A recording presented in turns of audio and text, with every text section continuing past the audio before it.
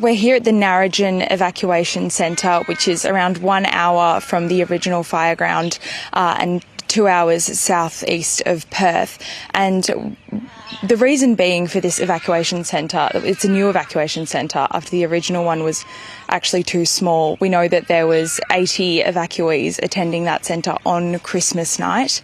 And just to paint a bit of a picture for you, when we drove into the car park of the evacuation centre set up in Williams, there was people sleeping on air mattresses in the car park, and just to my right we can actually still see someone sleeping on an air mattress in the car park at this larger facility. We know that the fire has been downgraded to a watch and act, monitor conditions overnight and after burning for 3 days as well, but we do know that it was oscillating between emergency level and watch and act between those 3 days. We also know that this morning the fire is still yet to be controlled or contained. What sort of impact is this having, and given that we know that residents are still waiting to see if they can return home? We know that the fire in Boddington, which is about 1.5 hours southeast of Perth, has burnt through around 4,088 hectares of land so far.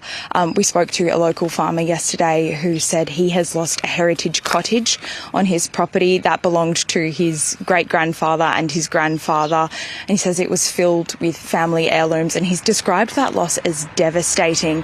He's also lost around 2/3 of his hay crop for the year, and one of Australia's biggest gold mines is also here in Boddington. The fire did tear through that area, and we know that it has had a significant impact on the power and water infrastructure at the mine, so that will be impacting the operation. And staff at that mine also sticked around. There was around 70 of them that sticked around to continue the firefighting as well. And aside from the physical impact, we do know that this fire has had a really significant impact on, or taken an emotional toll on the community.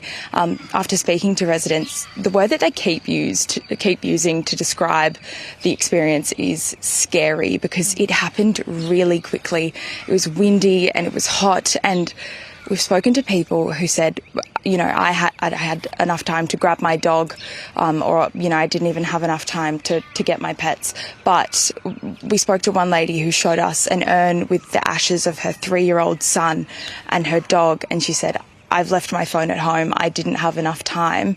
So it's fair to say that this has had a pretty significant physical and emotional impact on the community. Absolutely it does. Now, what's happening, Anna, today, just at the evacuation centre but also on the fireground?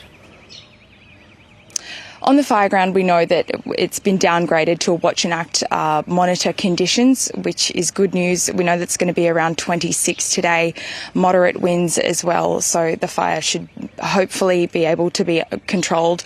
There's been around 200 firefighting personnel and 13 aerial supports in the area for the last 3 days.